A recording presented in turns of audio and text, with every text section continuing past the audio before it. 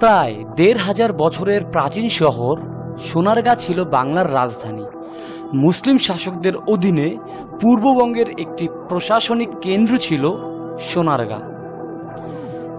১৩ শতকের স্থানীয় হিন্দু রাজা ধনুষ মাধব দশরথ দেবের সুবর্ণ গ্রামকে তার শাসন কেন্দ্রে পরিণত করেন।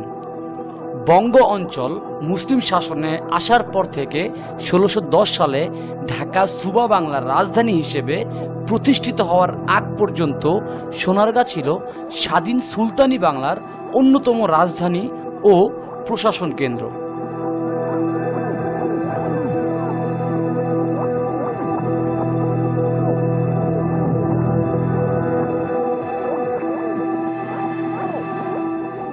সতেরো শতকের প্রথম দশকে সুবা বাংলার রাজধানী ঢাকায় স্থাপিত হওয়ার পর সোনারগাঁয়ের প্রশাসনিক গুরুত্ব কমতে থাকে।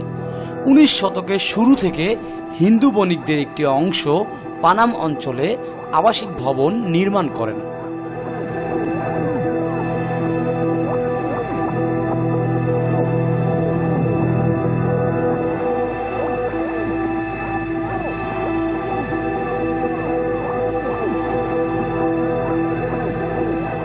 প্রায় ৫ মিটার প্রশস্ত ও ৬০০ মিটার দীর্ঘ একটি সড়কের দুই পাশে সুরম্য স্থাপনা নিয়ে পানাম নগর গড়ে ওঠে।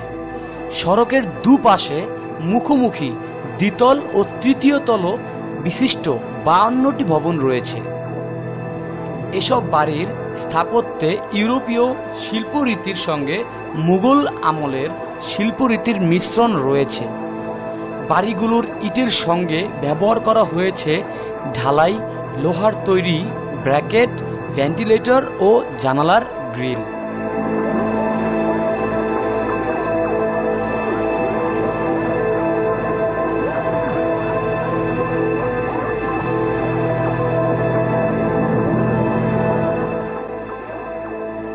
মেঝেতে রয়েছে লাল, সাদা, কালো মোজাইকের কারুকাজ।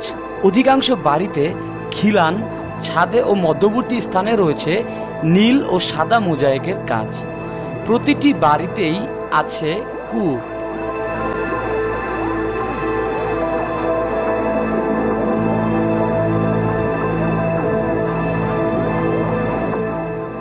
প্রত্নতত্ত্ব অধিদপ্তরের সূত্রে জানা যায়, পানাম নগরের ভবনগুলো জরাজীর্ণ হয়ে পড়ায় ২০২০ সালের ২১শে ডিসেম্বর পানাম নগরের ১৩ নম্বর ভবনটি গবেষণামূলক পাইলটিং কাজে উদ্বোধন করেন সংস্কৃতি প্রতিমন্ত্রী কে.এম. খালিদ।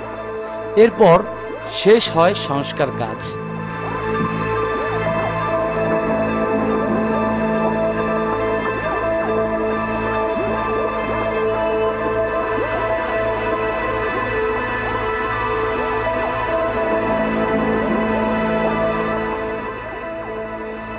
ইতিহাসের সাক্ষী পানাম নগরী প্রতিনিয়ত দেশি বিদেশি পর্যটকদের মুগ্ধ করেছে।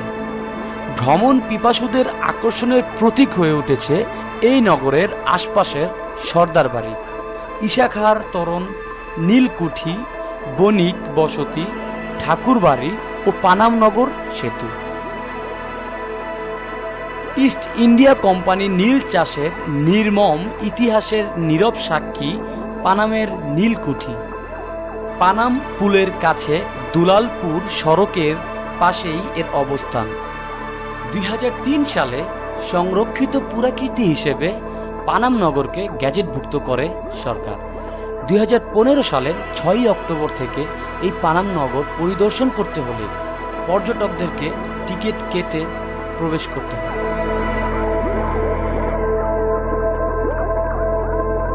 ভিউয়ার্স, দেখতে দেখতে আমাদের এই তথ্যবহুল ব্লগটির শেষ প্রান্তে চলে আসছি।